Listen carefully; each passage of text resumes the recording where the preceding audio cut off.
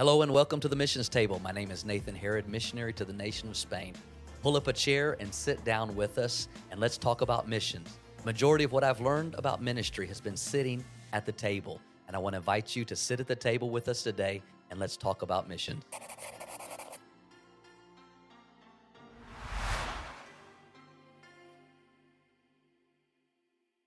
Hello and welcome to the Missions Table. I'm Nathan Harrod, missionary to the nations of Europe, and we're so glad that you have tuned in again. It's been a couple of months since we've released our last podcast.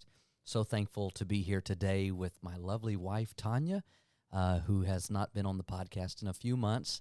Glad that she has joined me, and also I'll be introducing a guest that we have with us that'll be with us in this special podcast.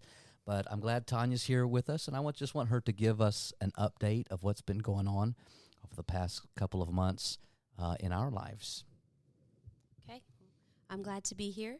And I think since the last time that we did a podcast together, it's been a while since we have updated everyone with where we've been and what we've been up to.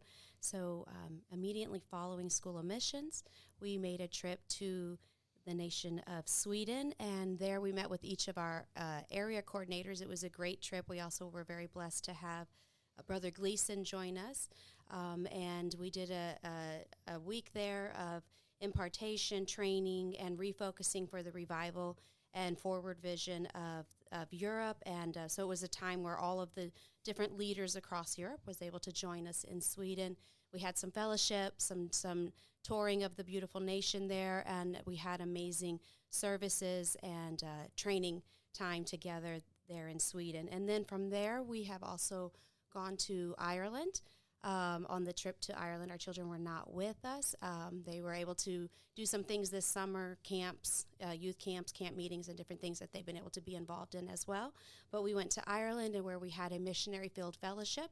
So it was basically for all of the missionaries of the northern parts of Europe to gather together, to come in and have a retreat time, and to be able to bring in a guest speaker and have the area coordinator there as well, hosting all of that, and have all of the AIMers. We had quite a few AIMers and AMPers that were there in that Missionary Field Fellowship in Ireland. So that was a great time that we had together there for 3 days.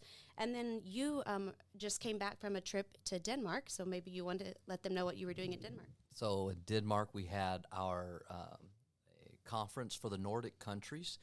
The Nordic countries is Denmark, Norway, Sweden, Finland came together for a time of their general conference, and just a wonderful time. We were glad to have some special guests that were with us. Brother Stan Harvey from Australia, General Superintendent of Australia, came and was speaking in that, and it was just a wonderful time to be there. And also, and I'll be talking about this later on in some of our podcasts, but we have beginning to launch our vision for the region of Europe, and believing that God is going to help us to raise up 1,000 ministers throughout the nations of Europe. And so we've been in those meetings in Sweden, sitting down with our area coordinators and just beginning to plan, strategize with the help of the Lord to get direction on how we can raise up more ministers in the nations of Europe. And that number of 1,000 also includes AIMers and missionaries. So we're going to be working on recruiting more AIMers, to recruiting more missionaries to the nations of Europe, 49 nations and territories that make up the Europe region. Amen. And before we go in with our guest here, before I introduce our guest, just want to have a shout out to someone who's made a comment on a rating and review. We ask you that you make a review, give us a 5-star review if you can, and also leave us a little note that helps the podcast to get out there. But I have a note from someone's handle called Missions Minded Monkey, who said, after being introduced to this podcast earlier this year, it has continued to encourage and solidify my faith in so many ways. I'm going on my first AIM trip this year and couldn't think of a better podcast to help jumpstart my mindset in the right direction. Hearing the amazing testimonies and advice from every individual who has contributed and spoken has truly been life-changing. God bless. Well, thank you for leaving that comment, and If you're a listener, please leave us a review, leave us a comment. That helps us to get the message out there. But to go forward now, I just want to take a moment to introduce to you our special guest. And our special guest today is here, based in St. Louis, Missouri, at the World Evangelism Center, but has served as a missionary, career missionary, for 28 years in Africa, and that is Brother Jim Poitras. Brother Poitras, thank you for being with us here today at the missions table. Well, thank you so much for allowing me to be at the missions table. Now I can go ahead and cross it off the bucket list. I have arrived, I've achieved that, and it's a privilege to know Brother and Sister Harrod. First of all, presently as the regional director for the Europe region, and the fantastic job that they're already doing. I'm just so amazed and impressed with the work that they've done. And also as a missionary, the president of our work in Spain, and working with so many AIMers and AIM couples, they have been just over the top shelf when it comes to recruiting and also mentoring AIMers. And an example of that would be at our annual School of Missions this year. It seemed like a pretty good percentage of the participants have served on the AIM program or the Associate Missionary Program as well to the nation of Spain. So it's my privilege to be with you today. It's an honor. Oh, thank you, Brother Poitras. And you're now here at World Headquarters, and you're serving for the last almost 12 years as Director of Education and Short-Term Missions, but before that, 28 years in Africa, and I believe particularly in Ghana and maybe other nations. Just tell us a little bit of your history of missions before you became the Director of Short-Term Missions. Very good. I started off in Nigeria as a single aimer. I met a young lady there eventually. Her name was Linda. Married her in the state of Alabama. We went back to Nigeria for a number of years, and then eventually transferred to Ghana, and spent 12 years in Nigeria, 16 years in Ghana, always involved in administration of our works, but more specifically with our Bible colleges and also with the AIM program. So when I was asked to be the Director of Education in AIM, I was pretty sure that I could do the education part because that was kind of like the back of my hand. By that time, we'd already started the GATS program, the Global Association of Theological Studies. So Bible school was something that I could do very easily, and I wasn't sure in those days that I would make the effective transition to being a good AIM director, because there was a number of years difference between my age and the age of most people going on the AIM program. Both of my kids were students at Indiana Bible College at the time. The year I was appointed as the director of AIM, and went to conference that year. Yeah, no problem at all.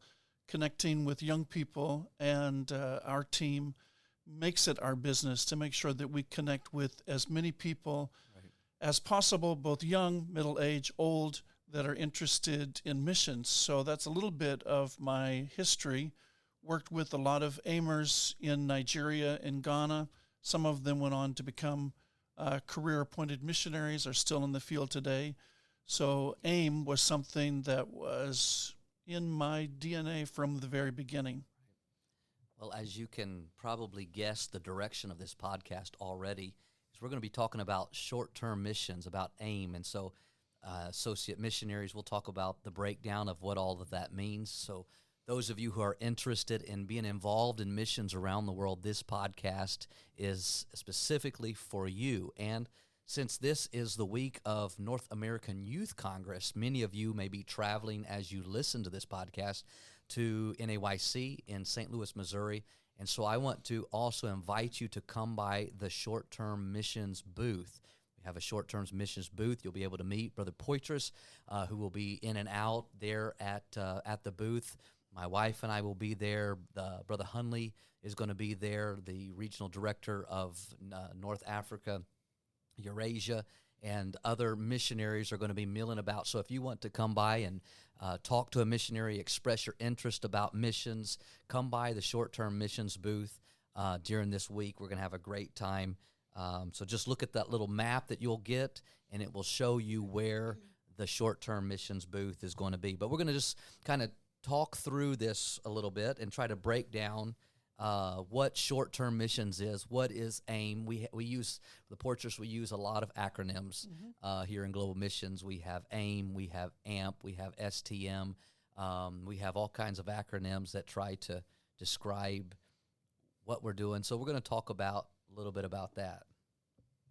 So you're aware, my husband and I started our missions journey on AIM, what we thought was going to be 1 year of service, and now 19 years later, almost 20, still working with missions. So you mentioned that both you and your wife started as well in the AIM program. So can you give us a little bit of history of how the AIM program started, was developed, and the process of where it has gone till now?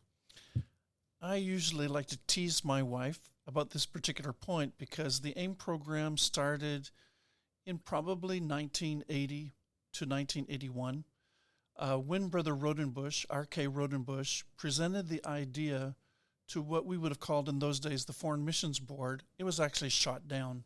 Originally, the AIM program was shot down, and the reasoning was that there was a concern that the AIM program, if we use a modern term, would go viral, and that our seasoned missionaries, career-appointed missionaries, would have a difficulty on deputation because all of the money would be going to these AIM missionaries. So it wasn't approved. Our director in those days was Brother Sism, and he recommended to Brother Rodenbush that he tries one more time and that he would go ahead and meet with some of the influencers that we would have had on the Foreign Missions Board and ask them if they would allow for a pilot program to be started. And with this pilot program, there would be 2 people that would be chosen to go on AIM.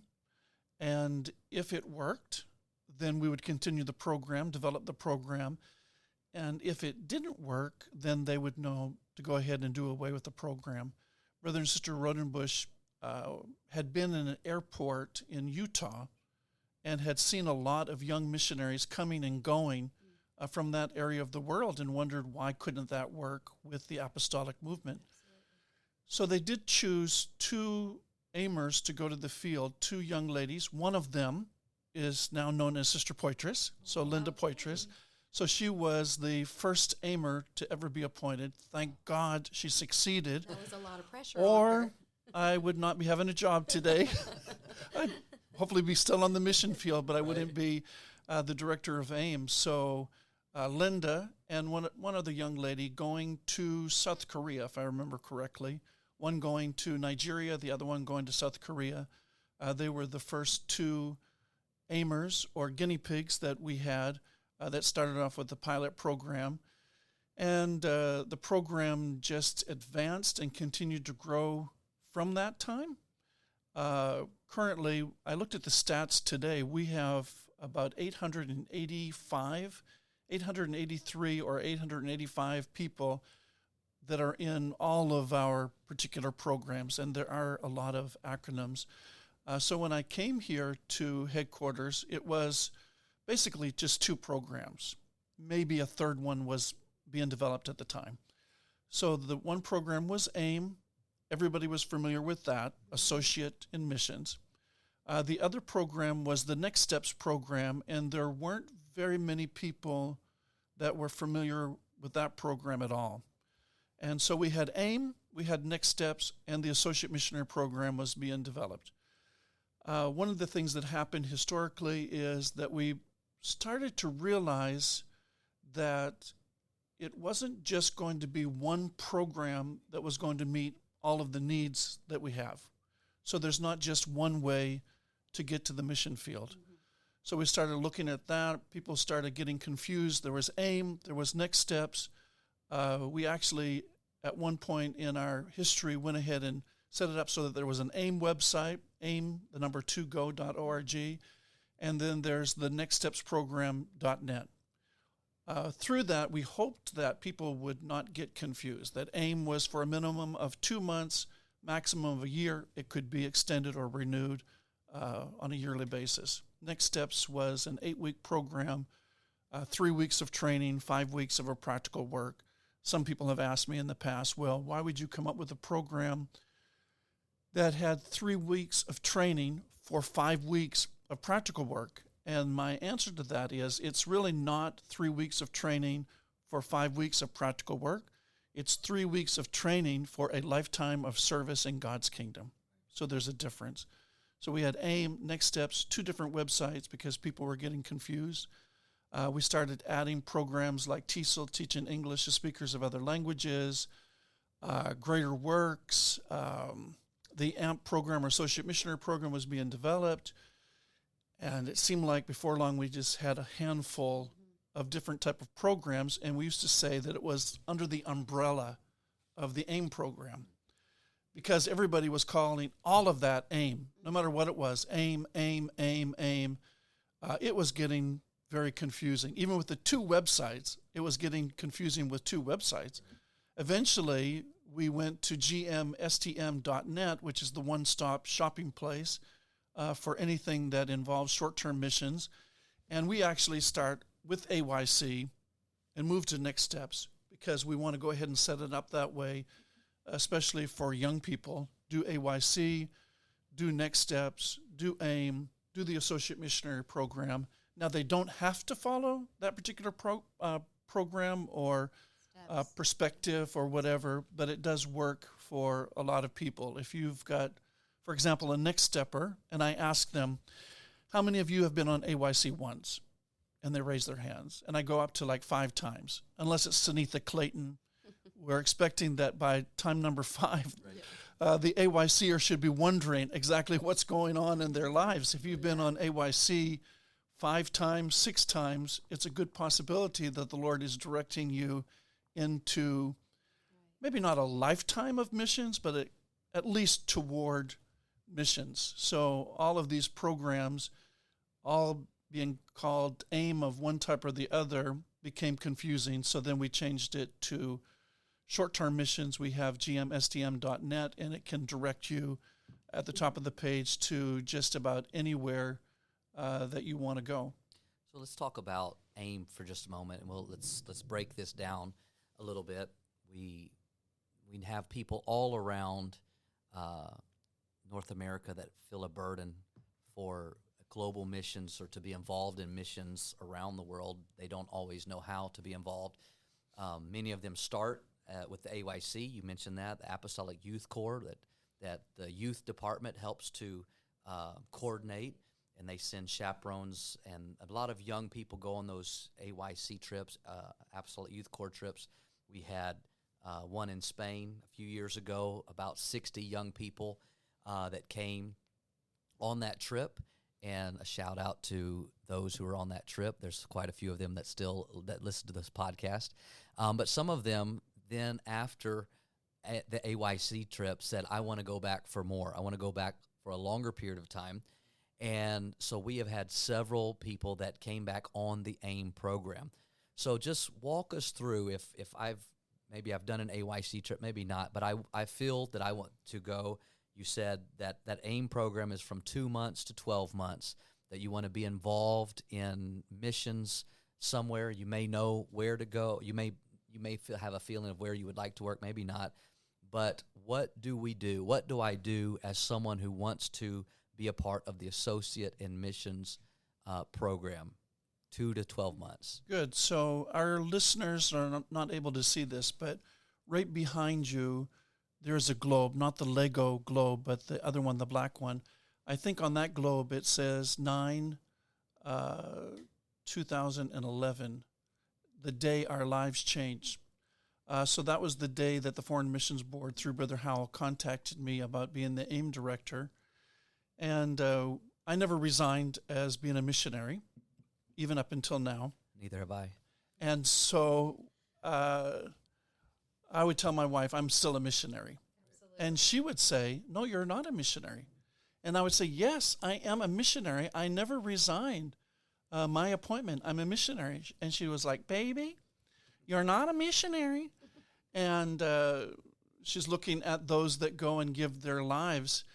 But I started thinking about that maybe today I'm not a missionary, but at least I'm a global Christian. And as a global Christian, I have a responsibility to give, go, and pray, or any combination of those things. So I think it's easier to speak to people that want to go on AIM, and it doesn't have to be that they have confirmed that they're called for the rest of their lives. It's a training program, it's a testing program, it's a mentoring program, and it allows them to go for 2 months or 6 months or a year and just try it out. And I think everyone has a responsibility to go ahead and fulfill the Great Commission. I'm not really of the opinion that everybody is a missionary, because if everybody's a missionary, then who exactly is a missionary? It's almost like if everyone's a missionary, then nobody's a missionary. So I look at the AIM program.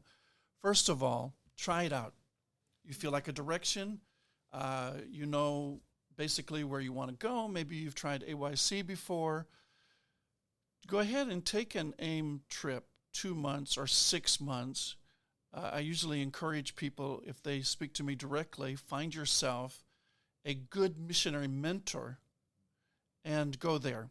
It doesn't mean that everyone that goes to Spain is called to Spain for the next 10 or 15 years.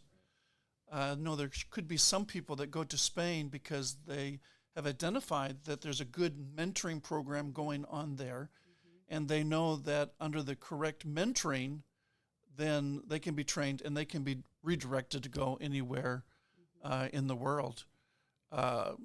Some people don't really have an idea where they want to go. I think that the Go Center that we have with aim2go.org helps with that. We also have missions coaches for each one of the regions that could help direct a person in the way that they maybe should go or could go.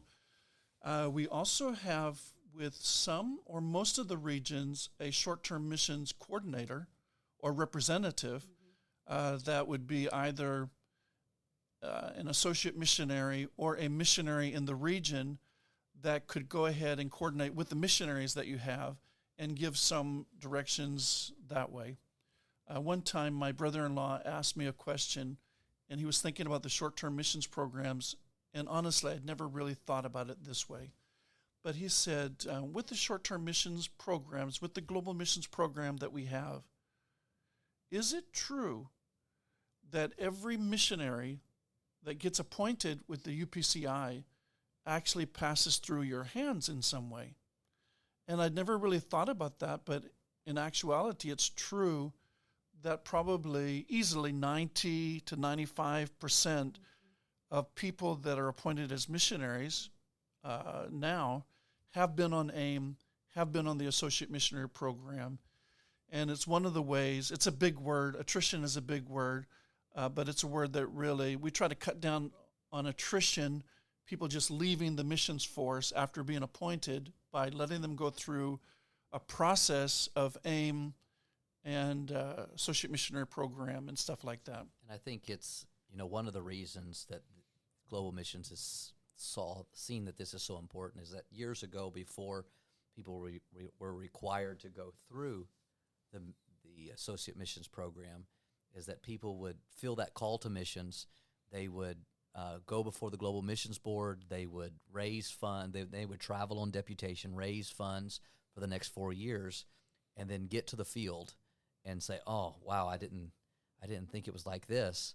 And then they might leave early, so they spent a lot of time, a lot of money to find out that may be not for them. But through the AIM program, you have that opportunity to get your feet wet, to try it out. Even as Brother Poitras is saying, you may not feel a call for a long-term missions for the next 10, 15 years in a particular country, but you have an opportunity to serve for a short time to get that experience.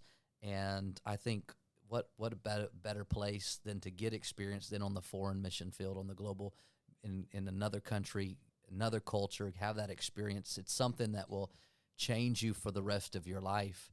And some of those people, a lot of those people that served as AIMers, they're now pastoring churches here in North America. And when they have missionaries come by, they have a whole different perspective of what the missions program is about because they served time. So even if you don't feel a long-term a calling to be in missions for the rest of your life, that doesn't exclude you. You can still go and serve on the field for a short amount of time. Yeah, and I think one of the things that is so beautiful about the AIM program is that not every field is the same, not every need is the same, so it opens the doors for so many opportunities, giftings, and talents for people to go and say, okay, well, this country is in need of someone for Bible studies, or this person's in need of somebody to come and actually pastor. This person's in need for someone to come and do homeschooling with the missionary kids. So there's a lot of different ways that young people and even families can be involved as you're growing and stretching and learning in ministry. It's an open door and a positive environment to be involved in, and it definitely helps stretch you in many ways that you would not be expecting to stretch, maybe sitting at home or maybe just going overseas. You get to see and have the opportunity to experience culture and church in such a different way that pushes and challenges each and every aimer as they're out there, and that's always a very positive thing.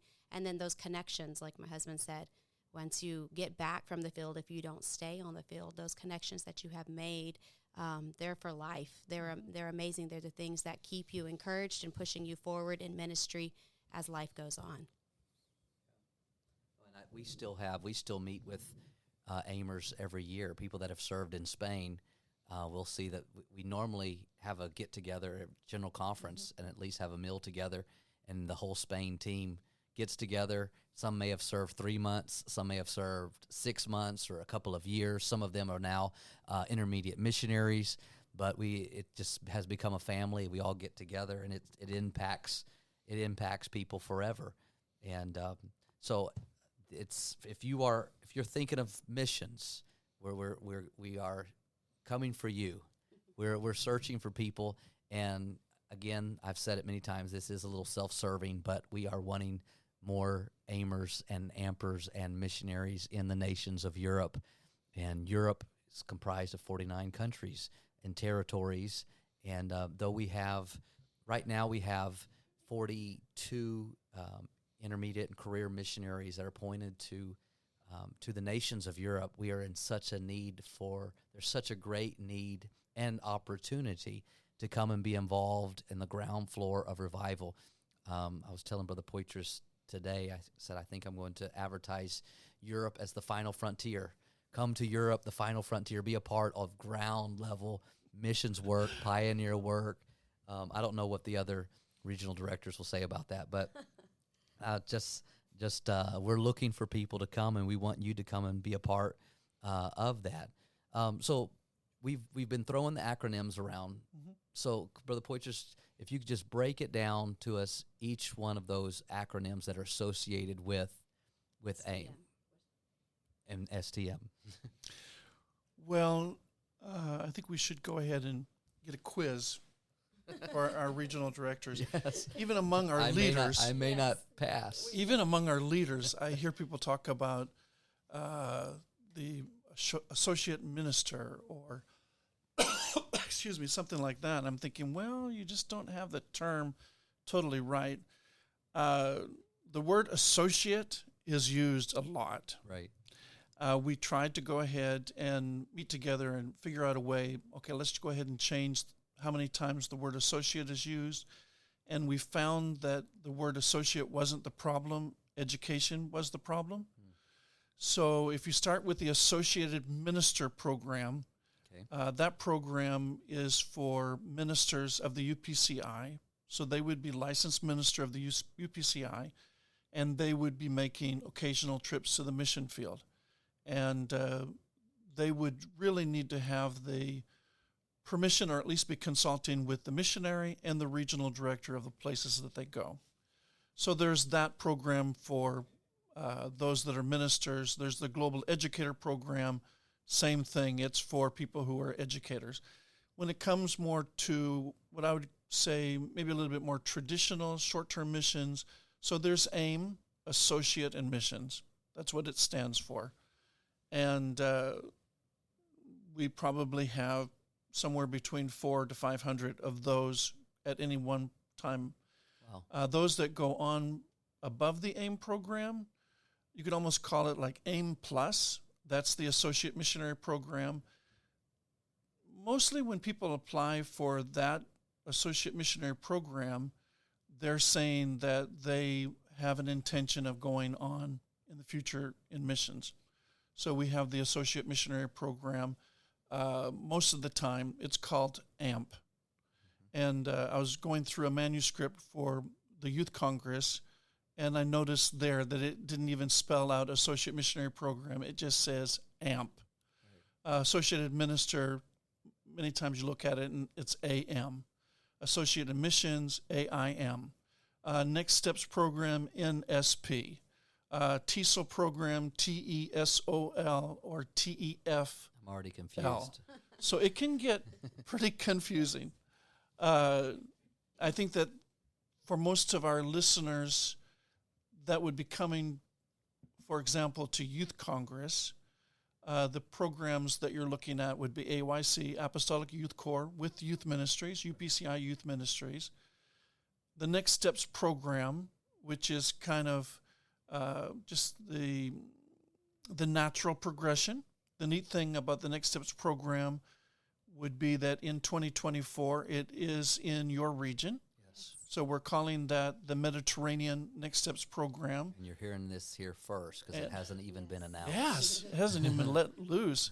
I wonder if it really has, like in the last day, because there's already someone that has applied Oh, really? for the Next Steps Program. Okay. So I don't know how that person got in because it is being released at Youth Congress. So Mediterranean Next Steps, which is going to deal with Greece and Spain, and there is a possibility for 5 or 6 people to go to Lebanon for 3 weeks and then come back.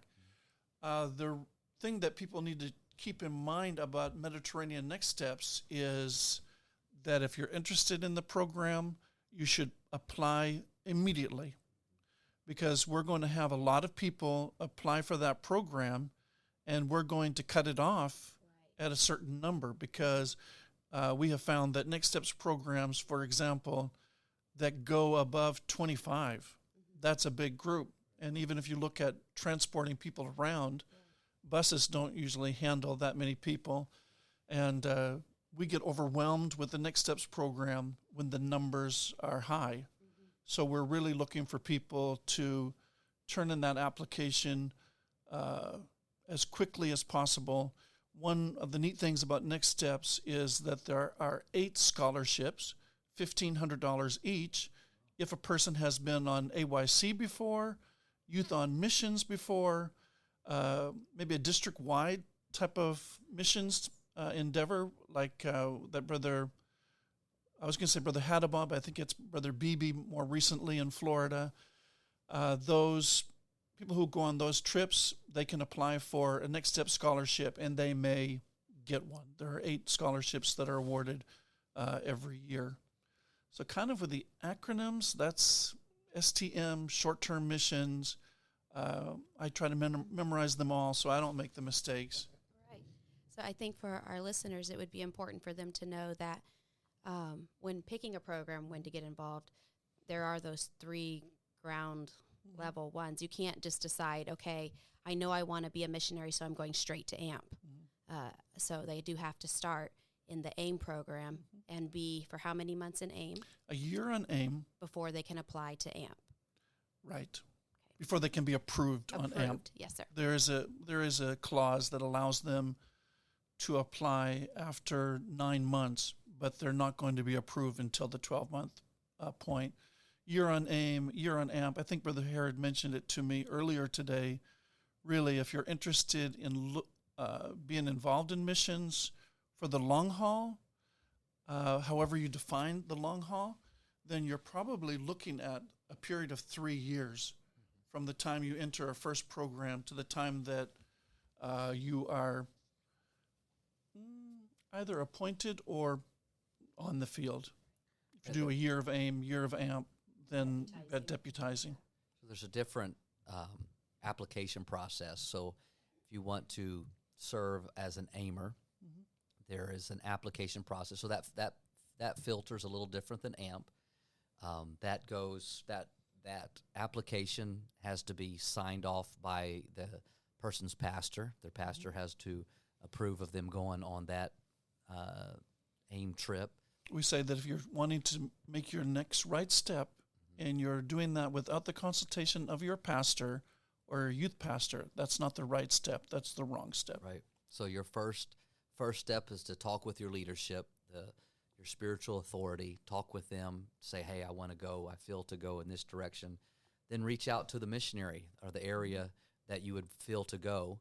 And also you can, as has already been mentioned, the websites, the Go Center, you can find out where the needs are around the world. And so that application process is a little different. That goes to your office, that goes to, and then that goes to the Global Missions Administrative Committee, that they review those applications and give that approval. Then after the AIM program, or when someone feels to go to the Associate Missionary Program, then that there's another application process. There is some work that needs to be done, some continuing education work that is required of the applicant, and then they have to actually have an interview with the Global Missions Administrative Committee. So that's a committee of 11 individuals that are in session when the Global Missions Board is not in session. And so in order to take that step up, you have to be interviewed by that committee. And then ultimately, that application has to be approved by the Global Missions Board. So those are a little bit of the difference, and part of that process of someone who wants to be go into the intermediate missions program, where you have to meet the entire Global Missions Board. So that's just to kind of break it down to those who might be interested in how that works. But don't be intimidated by the process. If you feel missions, just jump in at that AIM level, at that associate in missions level, and start working through the process. There's so many people who can help answer questions here up at the office, and like Brother Poitras said, each area of the world, we have coaches assigned to help walk you through those steps of what you would need or what you would be expecting when arriving on the field, and plus your missionary that you'd be working with helps set your budget, helps get things set up for you, so you're not walking in blind. You definitely have a process that you've been vetted through, and then they're there to help you through every step of the way.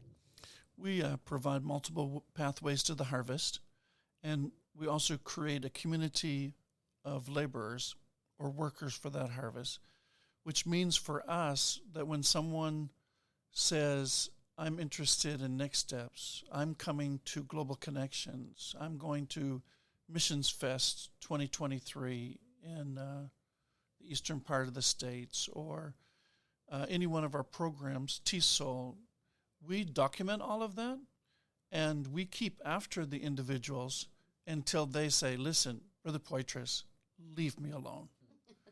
So people go to somewhere like Global Connections, and there's 300 or 400 people there, and you could look at the group and say, well, I saw that person on Next Steps. I saw that person on TSOL. What are they doing? It's a community that we've put together, and we want to keep in contact with them so that they will continue to go back to the mission field again. And the people that work here, the short-term missions team, you can call them missions coaches. They will get in touch with you. If you don't see the opportunity that you need on the Go Center, that doesn't mean that the opportunity doesn't exist. It just means that it's not on the Go Center. And I think that, like you started to say, communication is the key. Reach out, ask the questions. I would think that even as a missionary or a leader in a region, if somebody was going to turn in an AIM application for a year, I'd want to be talking to the person, making sure that the right decisions are being made. When I came here, and it's not because of me, we have an excellent team that we work with, But it was taking about, I think we said 6 to 8 weeks to process an AIM application. I think I asked Sister Pat in those days, let's go ahead and change it to 8 to 12 weeks because it was not being done within the 6 to 8 weeks. People would get, they turn in their application, they wouldn't hear, and they'd start thinking, well, God hasn't spoken to me. They must have found out something about me that they don't like because I'm not hearing from them. Now that everything is digital, and we just did some associate missionary interviews last week, some of those applications for associate missionary interviews, they were being processed within a couple of weeks. There happens to be, we'll just see, there happens to be an application to your region sitting on my desk right now for someone that wants to go to a place, and we can look through and we can see that it took 1 week for us to go ahead from the time that we sent something, like, for example, since you are the regional director that we're talking about, we sent you a notification on the 21st of July. We received a response back on the 24th of July. So we track all of that. And, I think this particular application, I said 1 week, it's probably more like 1 month because we're dealing with it coming in on the 19th of June. And now we're, whatever it is, today, 24. So, that's 1 month. And I would say that you and your people did really good with that. The missionary that we're working with in your region, we sent that missionary the notification on the 19th of June. We got a response back from him on the 21st of June. The field superintendent, which is amazing because the field superintendent's not necessarily even a younger man, sent him the notification on the 19th of June. We got it back on the 20th of June. So well done, thou good and faithful Europe region. We're trying to get better and better. It's not always like that. Yes, And I took a chance by even opening it up, and I'm like, oh, no. We were sweating here as he opened up the file to see if we've been following up on our paperwork. Well, some of the time you were in the regions beyond. Yes. Well, and it's one thing that, and we've repeated this in many of our podcasts, but if you want to be involved in the short-term missions program as an aimer, there's so many different areas that you can be involved in. It's if you're single, if you're married, if you have children, there's different areas of ministry that everyone can be involved in, from the young to the old. I'm not sure what the oldest aimer is we have. I'm sure there's a youngest aimer, but we have a wide range of people that some are single, some are married, some have young families, but are getting involved in the AIM program. And I would encourage listeners, and even if you're a young pastor with a young family and you've been feeling that call to missions, and you're a little nervous about how would I start, I encourage you to take that step, talk with your leadership, talk with your pastor, and then begin to see where God would have you serve as an aimer. If you're feeling that call for to be a long-term missionary, look for those ways that you can serve, and that starts as a short-term missionary. Brother Poitras, what would you say?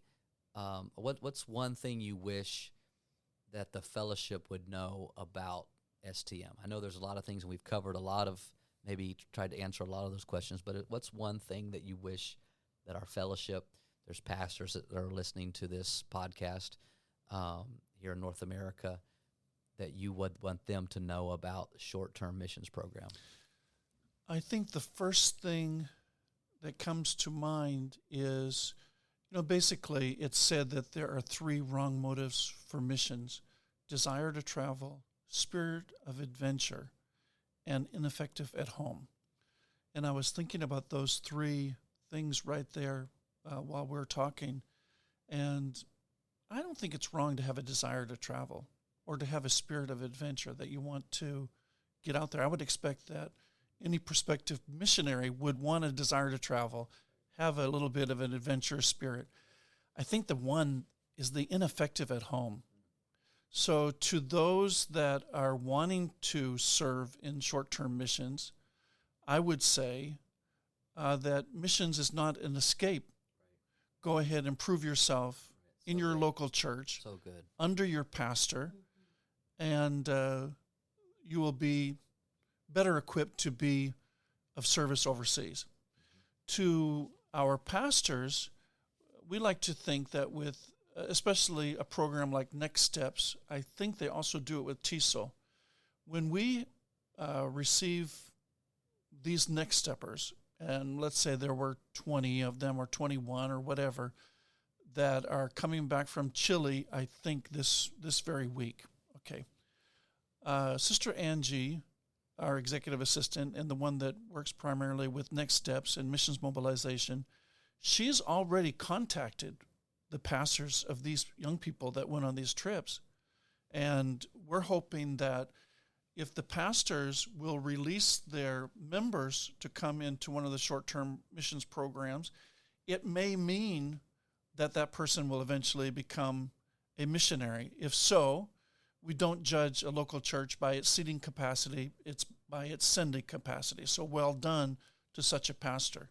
But not all of them are going to go into missions for a long time. But we're hoping and believing that the saint that we send back to the local church will be much better equipped because pastor has allowed them to go ahead and be overseas and taste of missions and exercise their giftings and their ministries. And it takes, in Africa, I think we say, it takes a village to grow a child. And I think it takes more than just our team, the missionary on location, the regional director. We're all in this together. It takes the grassroots. It takes our local churches with a burden for missions, having a missions-minded pastor that's going to go ahead and release these people to go out into AIM, and if it doesn't work, receive them back. If it does work, you continue on your relationship with the aimer. The role of the pastor doesn't diminish. It's still there. Now, there are some things that are better handled by the missionary on location because you can't expect all of our pastors to know all of the cultures that we deal with around the world. So I think that that's probably one of the things that I would want our fellowship to know. Very good, very good. And thank you, Brother Poitras, for all you do. It's been fun these last few months getting a closer look at what you do as Director of Short-Term Missions.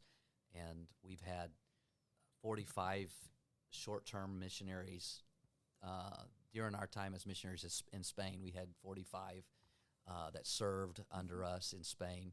And then to come here at our world headquarters and kind of work a little more closely and see the behind the scenes and all the work that your team does. We definitely appreciate what you do, and AIM and AMP is the pipeline for missions. Absolutely. And that's where I look at it as such an important part of our global missions program, because we have to have people in the pipeline. Mm-hmm. If there's not AIMers in the pipeline, if there aren't associate missionaries in the pipeline, then we have a dying missions program. Not all AIMers will become AMPers. Not all AMPers will become intermediate missionaries. But if we don't start off by having the AIMers, and that's where I would say to any of the missionaries that would be listening to this podcast as well, you have to help us to fill the pipeline. And part of our job as missionaries is to train that new missionary. They may not serve in your field for their entire career, but if you can play a part in helping to train them and send them, you're helping to put missionaries in the pipeline, and that's the responsibility. The next generation, that's the responsibility of all of us, I believe, here at Global Missions, is to play our part as missionaries as well.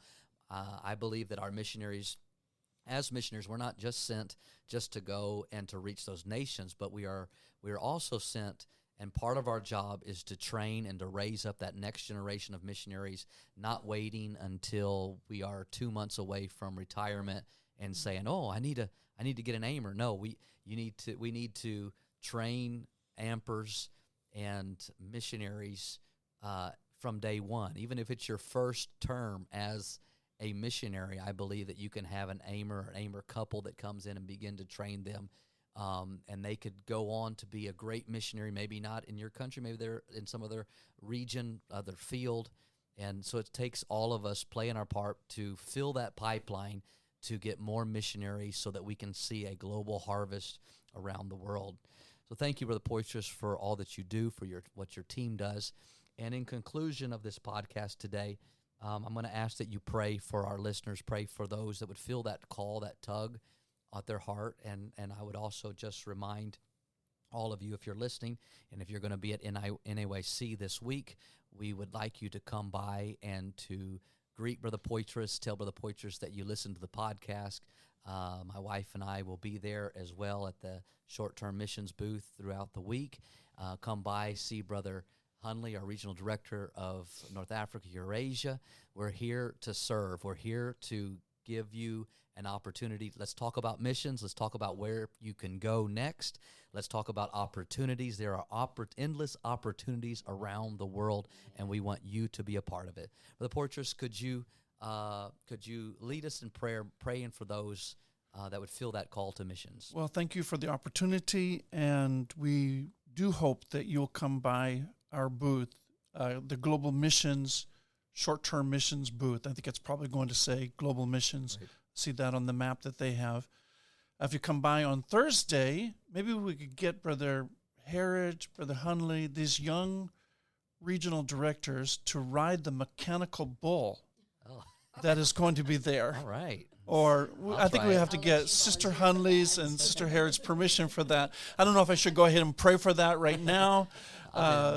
If not, having them ride the mechanical bull, I'm sure that some of our young people going to NAYC would enjoy that. I mentioned to Brother Harrod earlier today that I am amazed with the number of AIM applications that we get. And when you start tracing back the call, you will see that the call happened in a service at NAYC. So we're going to pray right now, and we're going to believe that the Lord is going to call young people into missions, into the harvest, into North America missions, into all of those things. Lord Jesus, we thank you for the opportunity that we have to be on this podcast today. We're believing that you will touch hearts at the North American Youth Congress, that you will call young men, young women, couples into your harvest field, that you'll give them direction, that there are people that are going to NAYC and they're looking for a word of direction from you, and we believe that you're going to do it. We believe that you'll touch every one of the speakers that are there. Lord, we pray for each one of our global missions personnel that would be there at the Youth Congress, our regional directors, Brother Howell, and others that will be at the Youth Congress, that you'll use them for your glory and honor, that you will just give direction and guidance to people that are going there. We're believing that it will be a turning point for so many people as they pivot towards you and towards your kingdom. For your glory and honor, we're praying your blessings upon everyone that attends Youth Congress. In Jesus' name, we're believing for a great harvest that will happen from there. We know it's going to happen, and we pray these things in Jesus' name. Amen. And in Jesus' name, thank you so much, Brother Poitras. Thank you to everyone who has tuned in and downloaded this podcast. Thank you for taking the time to sit with us at the missions table.